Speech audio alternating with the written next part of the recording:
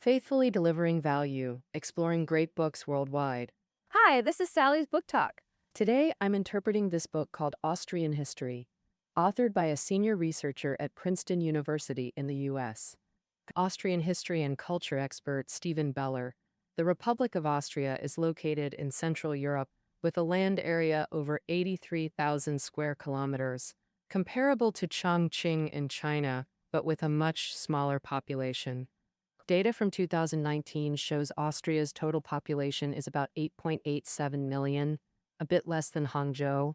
So in both area and population, today's Austria is a small country. However, in European history, Austria had its glorious moments. Austria's Habsburg family once monopolized the only empire in Central Europe. They held the throne of the Holy Roman Empire for 355 years. In the first half of the 19th century, the Vienna system, led by Austria, brought over 100 years of peace to Europe.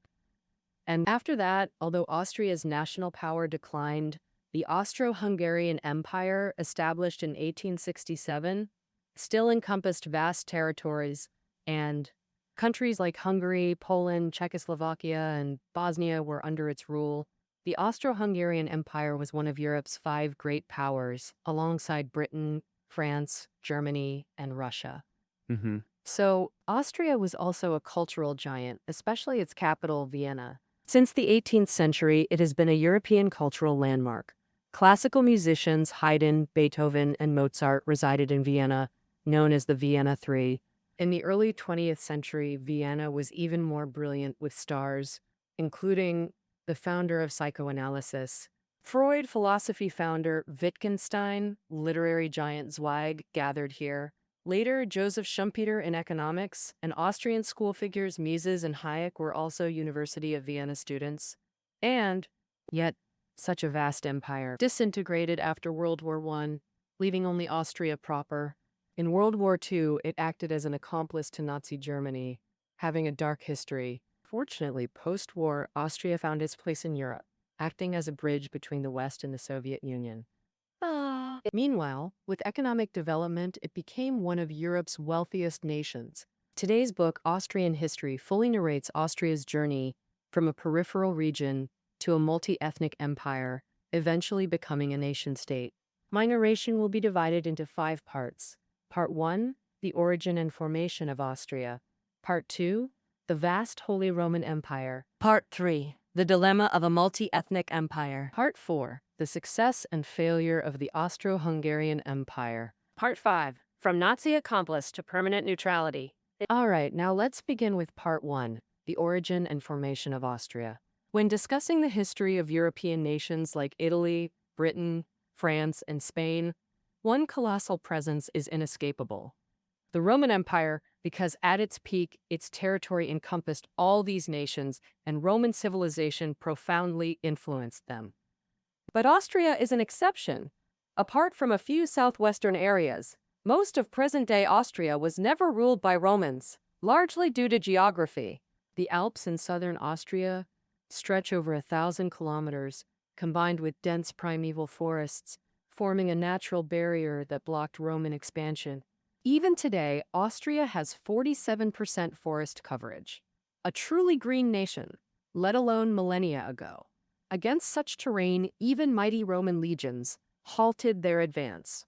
So if ancient Europe's civilization centered on Greece and Rome, then Austria outside Roman territory was truly beyond civilization's reach.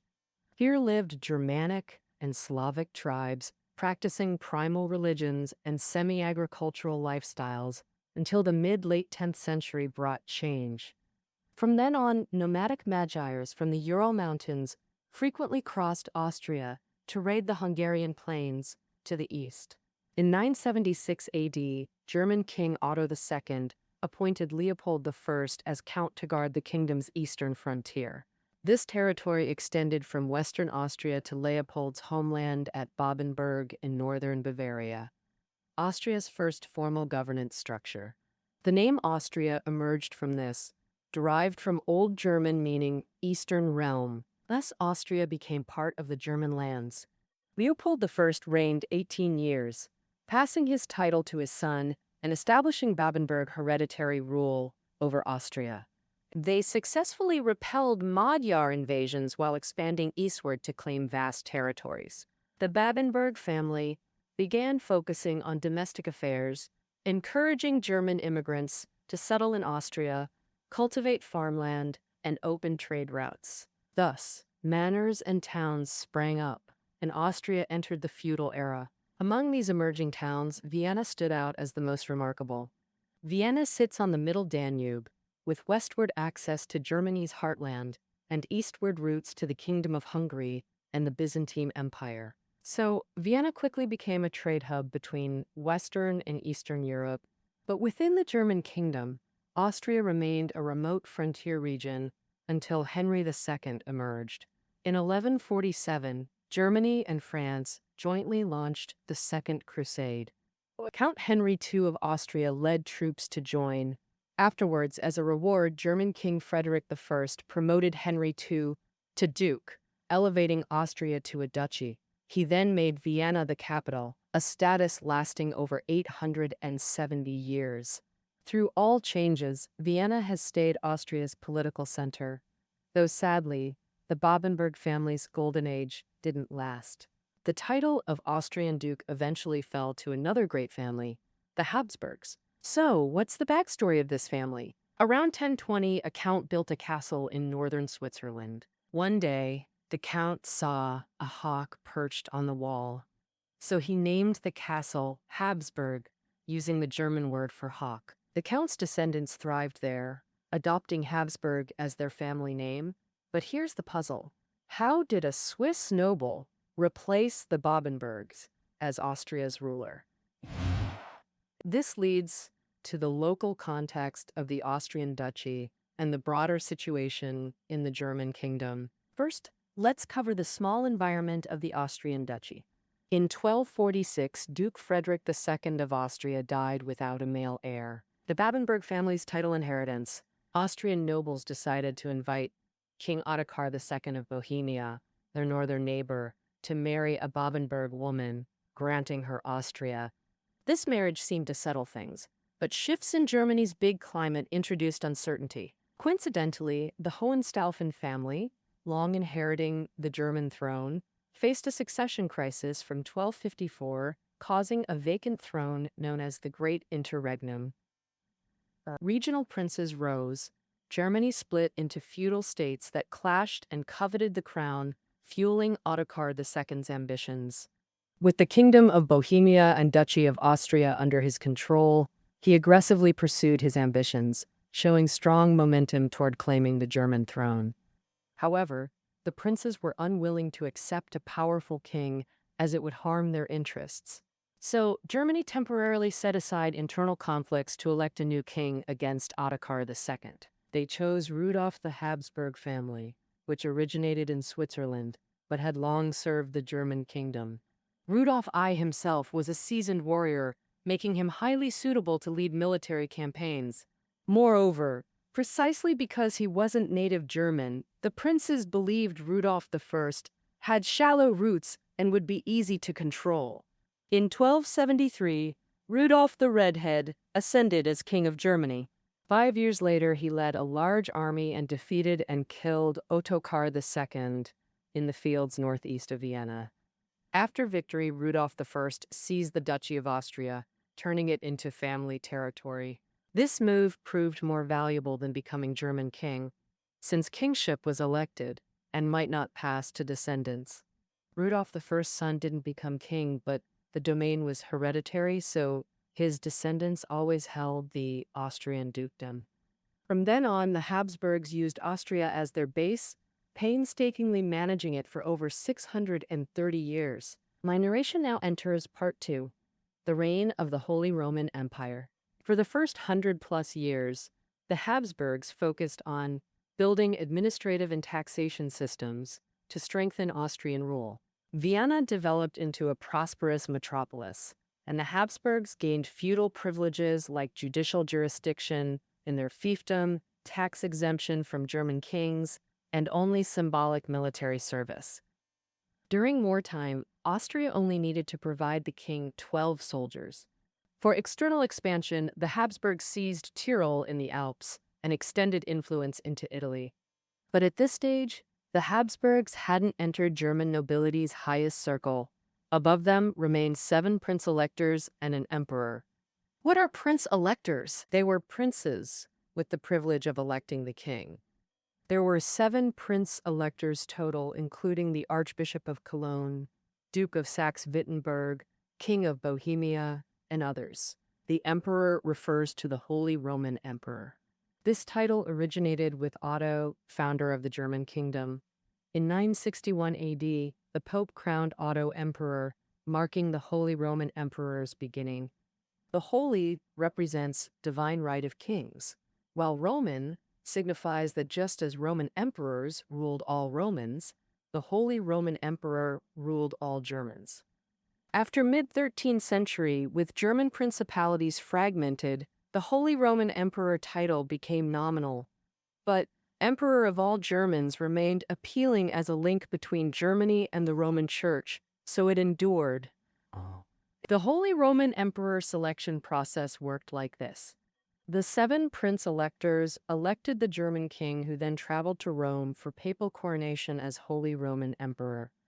Earlier, Rudolf I of Habsburg was elected German king but skipped Rome coronation, so he wasn't Holy Roman Emperor. After Rudolf, the Habsburgs only inherited the Austrian dukedom. Since Austrian dukes weren't electors, they ranked as second-tier nobility in Germany. But after the 15th century, the Habsburgs not only reached the Holy Roman throne, but monopolized it over 350 years. How did they achieve this? The answer is political marriage. In medieval Europe, thrones could pass to the next generation or transfer to sons-in-law through marriage.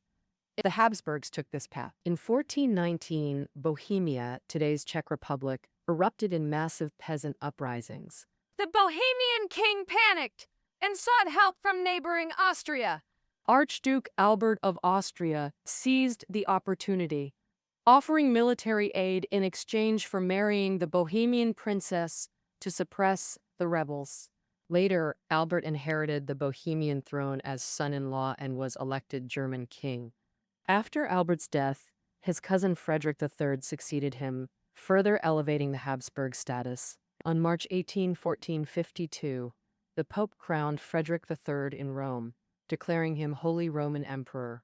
This was the first emperor from the Habsburg family.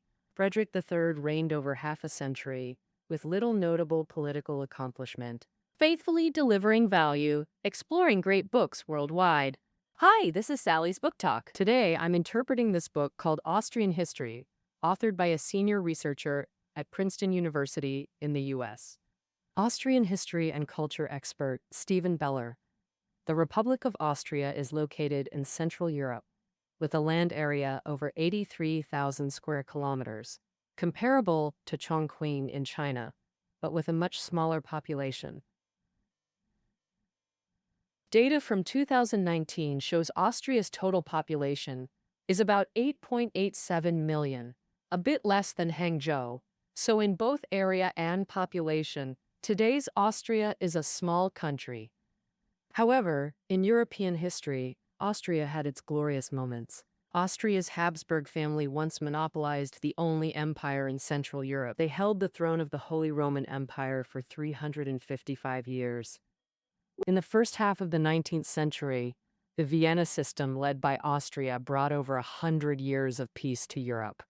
After that, although Austria's national power declined, the Austro-Hungarian Empire, established in 1867, still encompassed vast territories. Countries like Hungary, Poland, Czechoslovakia, and Bosnia were under its rule. The Austro-Hungarian Empire was one of Europe's 5 great powers, alongside Britain, France, Germany, and Russia. Austria was also a cultural giant, especially its capital, Vienna. Since the 18th century, it has been a European cultural landmark. Classical musicians, Haydn, Beethoven, and Mozart, resided in Vienna, known as the Vienna Three. In the early 20th century, Vienna was even more brilliant with stars, including the founder of psychoanalysis. Freud, philosophy founder Wittgenstein, literary giant Zweig gathered here. Later, Joseph Schumpeter in economics and Austrian school figures Mises and Hayek were also University of Vienna students. Oh. Yet such a vast empire disintegrated after World War I, leaving only Austria proper. In World War II, it acted as an accomplice to Nazi Germany, having a dark history. Fortunately, post-war, Austria found its place in Europe, acting as a bridge between the West and the Soviet Union. Meanwhile, with economic development, it became one of Europe's wealthiest nations. Today's book, Austrian History, fully narrates Austria's journey from a peripheral region to a multi-ethnic empire, eventually becoming a nation-state. Ultimately, the Catholic League was defeated, Protestantism gained recognition, and Germany was fragmented into over 1,800 independent principalities and knightly territories. So this meant the Habsburgs' dual goals, becoming German leader and Christian world leader, both failed, and the blows didn't stop there. During the 30 Years' War, France rose strongly, seizing rich Alsace and freely interfering in Holy Roman Empire affairs.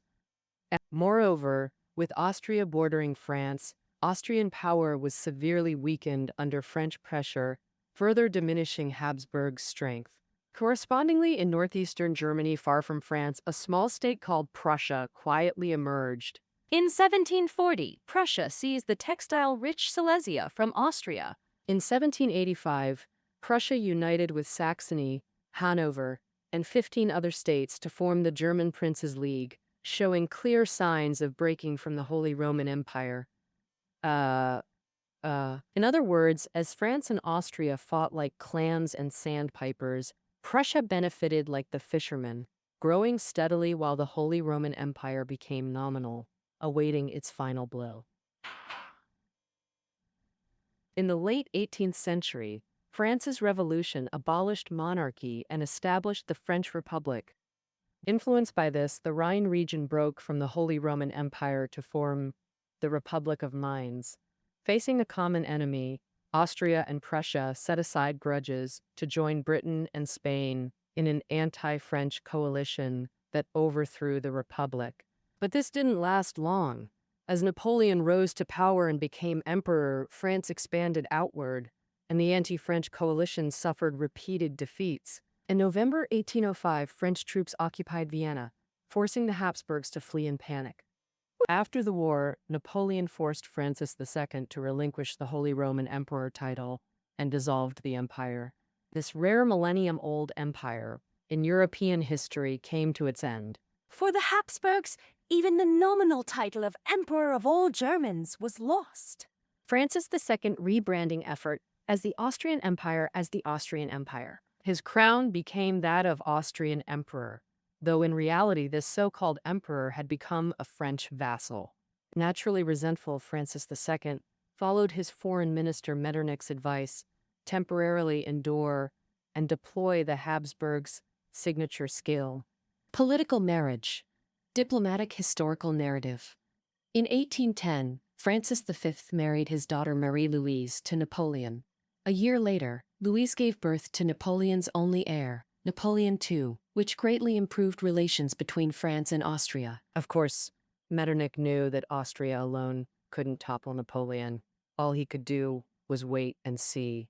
In 1812, when Napoleon's expedition to Russia ended in disaster, Metternich immediately reorganized the anti-French coalition and launched a counterattack against France. The Allied forces of Austria, Prussia, Russia, and others won the Battle of Leipzig. Napoleon fell from power, and the French Empire collapsed. At the post-war Congress of Vienna, Austria formed the German Confederation with Prussia, Hanover, Bavaria, and 38 other states to contain France. Austria then served as the permanent president of the Confederation. Territorially, Austria also gained, acquiring parts of Czechia and Poland in the north, and encompassing Hungary and northern Italy to the south. Due to the decline of the Ottoman Empire, Austria also nibbled away at its territories, advancing into the Balkan Peninsula. By the mid-19th century, Austria covered over 650,000 square kilometers and had a population exceeding 26 million.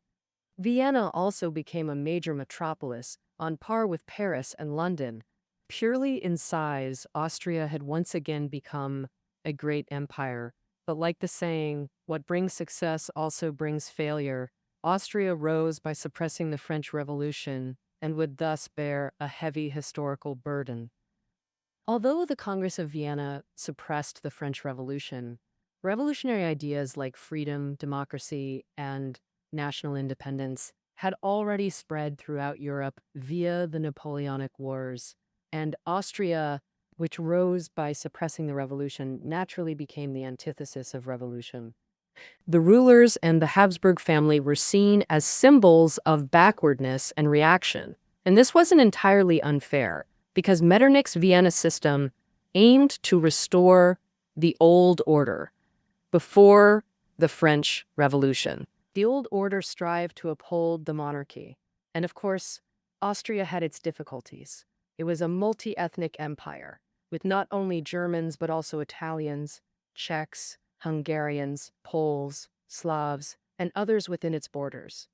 If every ethnic group sought independence, the empire could only collapse. The Habsburg strategy was to downplay their own ethnic identity and portray the Austrian emperor as a common emperor for all ethnic groups, which achieved some success.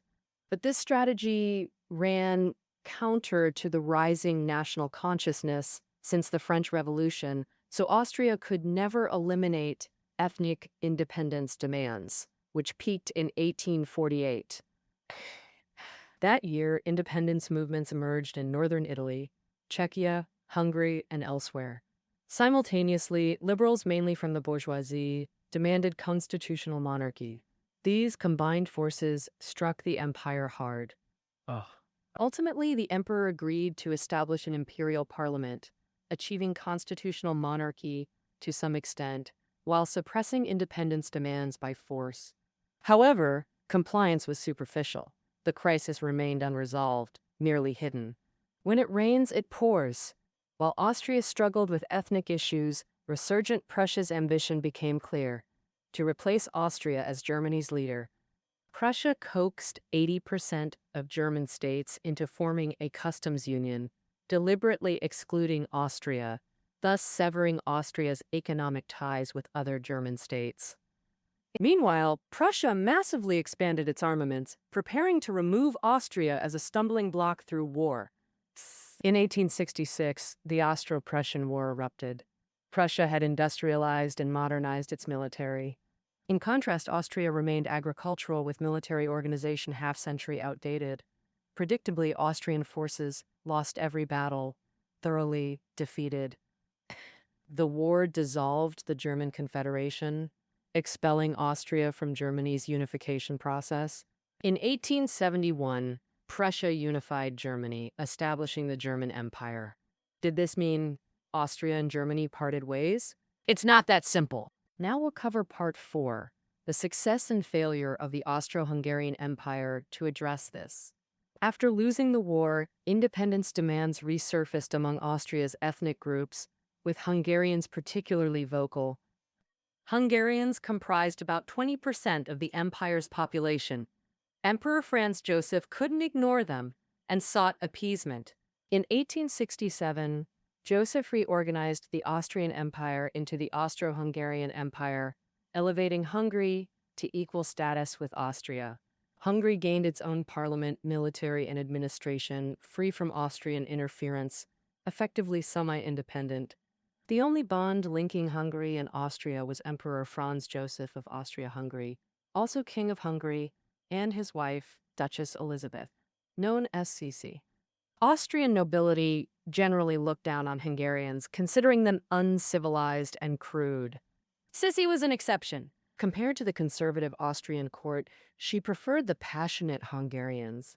She lived long-term in Budapest, spoke fluent Hungarian, and her approachability won Hungarian affection, becoming the glue between Austria and Hungary. But solving the Hungarian issue wasn't enough. In Austria-Hungary's 52 million population, Germans and Hungarians combined made only 50%, with the rest called Slavs, including Czechs, Poles, Serbs, Ukrainians, etc. Joseph compromised with Hungarians but gave Slavs no equivalent status. Naturally displeased, this solved one problem only to create another. Further weakened imperial authority. That said, a weak emperor wasn't entirely bad. Joseph's lenient nature and loose governance ironically gave civil society space. This was evident in thriving economic and cultural development. Economically, Austria had low centralization with minimal interference in regions. Regions developed based on local resources, gradually forming internal specialization. For example, Austria's iron copper mines supplied Czech heavy industry. Agricultural Hungary served as imperial breadbasket feeding Vienna. Railways connected regional economies. Additionally, neighboring booming Germany brought benefits. German firms frequently invested developing Austria-Hungary's electrical machinery and automotive industries. By around 1900, Austria-Hungary's economic growth surpassed Britain's. Culturally multi-ethnic coexistence prompted Habsburgs to promote inclusive policies. This gave art and culture freedom to flourish. Imperial capital center, Piera became a cosmopolitan hub of diverse cultures. Johann Strauss composed the Blue Danube here. Artist Klimt broke from tradition, founding the Vienna Secession. Freud's 1999 interpretation of dreams birthed psychoanalysis. That same year, Hayek was born into an intellectual family in Vienna. He later attended the University of Vienna, studying under economist Mises. Both became leading figures of the Austrian School of Economics, renowned for advocating free markets. Hayek also won the Nobel Prize in Economics in 1974. Vienna also nurtured musicians like Schoenberg, philosopher Wittgenstein, economist Schumpeter, and others. Early 20th century Vienna was vibrant, with established literary figures alongside emerging new art movements. Austrian writer Stefan Zweig depicted this period as a peaceful golden age in the world of yesterday. At that time, Viennese citizens enjoyed prosperity, cultural flourishing, and unprecedented peace and tranquility. As Zweig captured the prevailing sentiment, no one believed revolutionary wars or earth-shaking changes could occur. So, when change arrived, the entire Austro-Hungarian Empire was caught completely unprepared. Here's how it began. Since modern times, the declining Ottoman Empire allowed the Habsburgs to seize significant territories. By the early 20th century, Franz Joseph focused on Bosnia and Herzegovina in the Balkans, bordering the Adriatic Sea and providing Mediterranean access. After Venice was reclaimed by Italy, Austria-Hungary desperately needed such a port to avoid becoming landlocked. This brought conflict with another emerging Balkan nation, Serbia. Serbia had been part of the Ottoman Empire before gaining independence in 1878. Thereafter, Serbia pursued Balkan unification, including Bosnia, refusing to tolerate foreign interference. Serbia also undermined Austria-Hungary by inciting Serbian minorities toward independence, escalating tensions. With Tsarist Russia backing Serbia, Franz Joseph knew Austria-Hungary couldn't resist alone, making alliances urgent. Coincidentally, Germany faced isolation from British-French opposition to its accelerated colonial expansion and desperately needed allies too. Thus, both sides set aside past grievances, forming the Central Powers against the Allied powers, Britain, France, Russia. With German support, Joseph grew bold. In 1908, he forcibly annexed Bosnia and Herzegovina. Instantly, Serbia erupted in outrage, viewing Austria-Hungary as its primary enemy. In June 1914, Archduke Franz Ferdinand of Austria-Hungary visited Sarajevo, capital of Bosnia, and was assassinated by radical Serbian nationalists. Franz Joseph believed this was orchestrated by the Serbian government and immediately declared war. Oh, this triggered a chain reaction. Russia declared war on Austria-Hungary, Germany declared war on Russia, and Britain-France declared war on Germany-Austria. Ironically, Austria-Hungary, who started W1, was completely unprepared for war. First, Slavs, comprising 50% of the population, refused to fight their Russian and Serbian brethren. Hungarians felt Bosnia concerned only Habsburg interests. What's it to us? Showing little enthusiasm, and the military was chaotic. Crude equipment, lax discipline, low morale. Worse still, before visiting Serbia, Ferdinand had replaced 16 generals with loyalists to sideline Joseph, but his death left the army leaderless.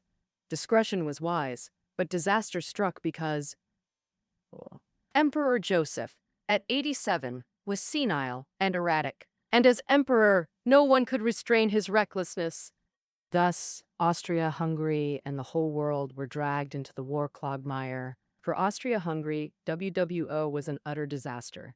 Austro-Hungarian forces were routed by Serbian and Tsarist troops, losing 90% of trained veterans and nearly half senior officers within months. Only German support stabilized the front. What? Right. Honors. Given Austria's poor performance, Germany took command, reducing Austria and Hungary to a vassal state. When Franz Joseph died in late 1916, Austria-Hungary's last pillar collapsed. Without bonds between ethnic groups, disintegration was inevitable. In November 1918, WWN ended with German-Austrian defeat. At Versailles, the Allies harshly punished both. Germany kept most territory, but Austria-Hungary was completely dismembered. Under self-determination principles, its territories split into new nations: Czechoslovakia, Hungary, Romania, Poland, Yugoslavia, etc. Austria was merely one among them. Politically, Austria abolished monarchy for republicanism with executive, legislative, and judicial separation. Parliament representatives were elected, with the largest party forming the governing administration.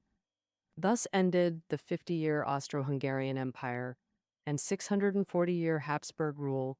History turned a new page, but did it truly turn? Now entering Part 5, I'll recount Austria's turbulent transformation. From Holy Roman to Austro-Hungarian Empire, Austrians saw themselves as multi-ethnic leaders accustomed to coexistence. Post-war, Hungarians and Slavs founded independent nations, reducing Austria to an ordinary state. Official languages shrank from 6, German, Hungarian, Polish, etc., to just German, leaving Austrians disoriented. As the book's author states, they became rootless people, but whether individuals or nations, all yearned to put down roots. Thus, Austrians traced their roots to Germany. The reasoning was simple. Both predominantly ethnic German, both WW1 defeated nations. Shared humiliation bonded them. What outraged Austrians more? Versailles dismembered their empire, citing self-determination. Every ethnic group's right to independence. If so, why separate Germany and Austria? Czechoslovakia, Hungary, Poland also had millions of ethnic Germans. Why couldn't they join the German family? Thus, Anschluss, union, ideology took root, with practical considerations too. During the empire, Austria relied on Czech coal and Hungarian grain. Supplies dwindled post-independence. Coupled with post-war economic crisis, Austria desperately needed German cooperation to survive. In 1931, Germany and Austria negotiated a customs union, vetoed by France. Austria's economy worsened further. Unemployment soared, deepening Austrian resentment. In 1933, Nazis rose to power with Hitler as Führer. Dangerous ideological appeal. Germany's defiance of Versailles gave Austrians hope, especially Hitler being born in Austria's Linz, fostering kinship. Fascism began spreading among Austrians. Meanwhile, facing Germany's resurgence, Britain and France adopted an appeasement policy, retreating step by step. Leaders of both nations publicly declared non-interference in Austrian affairs, fueling Hitler's ambitions. In March 1938, Germany annexed Austria, historically known as the Anschluss, making Austria the eastern province of Nazi Germany. Most Austrians welcomed this. When German troops entered Vienna, they received enthusiastic welcomes. When Hitler spoke at Vienna's Heldenplatz declaring, "My homeland returns to the German Empire," crowds erupted in frenzied cheers. In the subsequent referendum, 97.5% voted in favor, and Germany did treat Austria generously. Economically, Germany built armament factories in Austria, absorbing large labor forces and reducing unemployment. Germany's annexation of Czechoslovakia and reduction of Hungary to vassal status also aided Austria's economic recovery. Militarily, as fellow Germans, Austrians were fully trusted. Austrian military units were incorporated wholesale into the German Wehrmacht. Evidently, before 201 began, Austrians already considered themselves true Germans. Accordingly, Austrians participated in Nazi war crimes. During Norway's invasion, Austrian mountain troops played crucial roles.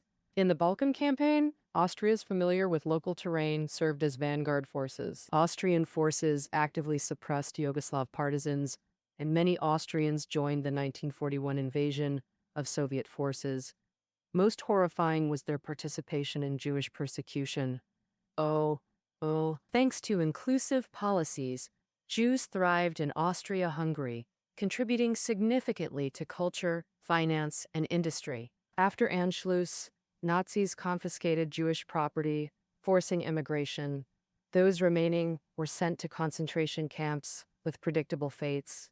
Statistics show Vienna had 200,000 Jewish residents.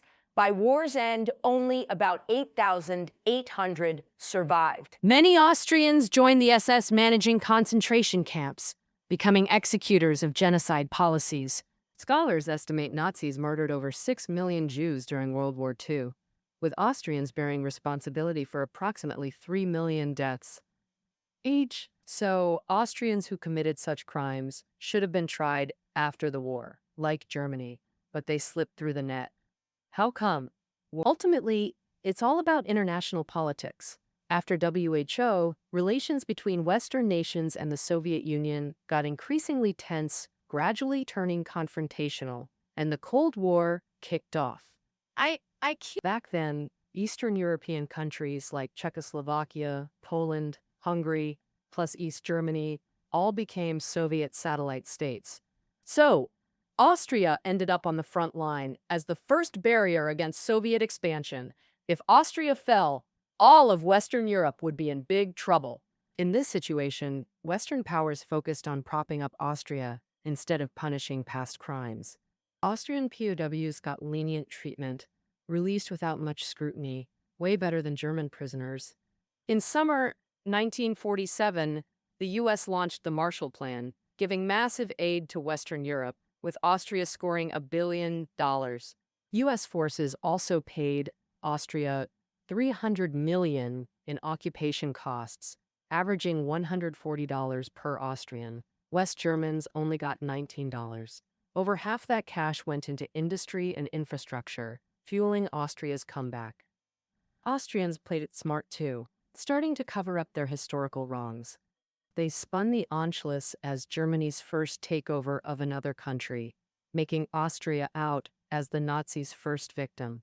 Hundreds of thousands of Austrians who joined the Nazi Party were painted as coerced, and Western nations turned a blind eye, or even helped whitewash it. The classic example is Captain Von Trapp from Hollywood's The Sound of Music, shown as a music-loving Austrian who craved freedom and peace. After the Anschluss, he refused to work with the Nazis and escaped with his family. The book's author notes that while some Austrians did resist the Nazis, they were few and far between. But this movie twisted history by making folks think Austrians widely hated the Nazis. Of course, Austrians reflected too, learning from being Germany's lackey in both world wars. Their government saw that only an independent foreign policy could stop history repeating. So, in the Cold War as a Western outpost against the Soviets, Austria tried hard to stay balanced. In 1955, it declared permanent neutrality, not leaning too hard on the West or provoking the Soviets, acting as a buffer between East and West. Thanks to a peaceful external environment, its economy grew rapidly, becoming a wealthy nation. In the late 1980s, Soviet power declined sharply while the Western Bloc gained clear dominance. Austria's foreign policy shifted direction as Germany reunified, the Soviet Union dissolved, and the Cold War ended. Thus, in 1995, Austria joined the European Union, formally integrating into Europe's unification process. Thus, After numerous twists, this once dominant Central European empire finally found its place as a neutral nation within the European family. And, uh, what? All right, that concludes our interpretation of Austrian history. Reading notes are below the audio. See you next time.